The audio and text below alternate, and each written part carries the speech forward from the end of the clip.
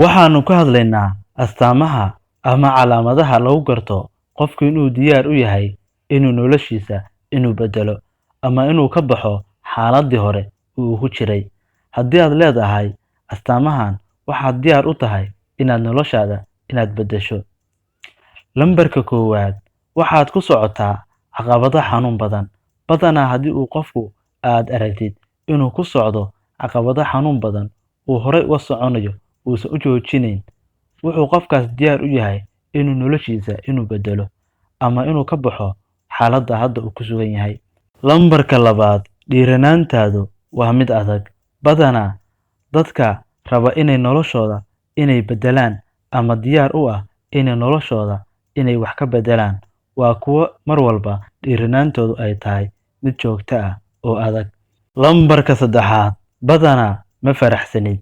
Haddii aad aragto qof aan faraxsanayn ama aan ku faraxsanayn xaaladda uu hadda ku jiro, wuxuu qofka diyaar u yahay inuu ka baxo ama inuu beddelo noloshiisa haddeerto, ama diyaar wuxuu u yahay inuu ka baxo xaaladdan. Kuma qanacsana xaaladda uu hadda ku jiro, wuxuuna rabaa inuu beddelo xaaladdiisa.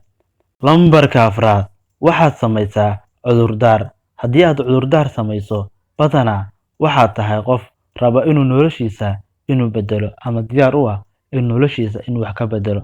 Waxaa laga yaabaa inaad tiraahdid, qof mar walba cudurdaar samaynaya wuxuu ka gaabinayaa inuu beddelo noloshiisa. Laakiin haddii aad leedahay calaamadihii aan hore u soo sheegay, laakiin badanaa aad cudurdaar samayso, waxaad diyaar u tahay inaad noloshaada beddesho. Lambarka shanaad, waxaad dareentaa caajis. Haddii badanaa aad dareentid caajis, waxaad diyaar u tahay inaad noloshaada beddeshid.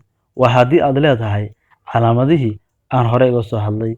Maaha qof walba oo caajis dareema inuu diyaar u yahay inuu noloshiisa beddelo, laakiin waa wax isku xiran. Haddii calaamadihii aan ka soo hadlay horey aad leedahay, caajiskana uu jiro, waxaad diyaar u tahay inaad noloshaada beddesho.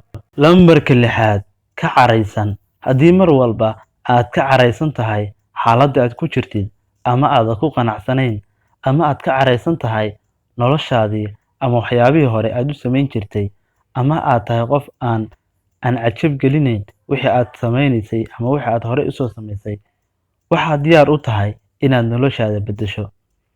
Waad ku mahadsan tahay daawashada muuqaalkan. Waxaan filayaa inaad wax badan aad ka ogaatay shakhsiyadda qofka diyaarka u ah in noloshiisa beddelo.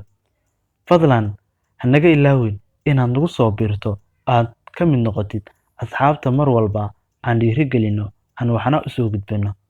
Fadlan subscribe noo saar. Mahadsanid.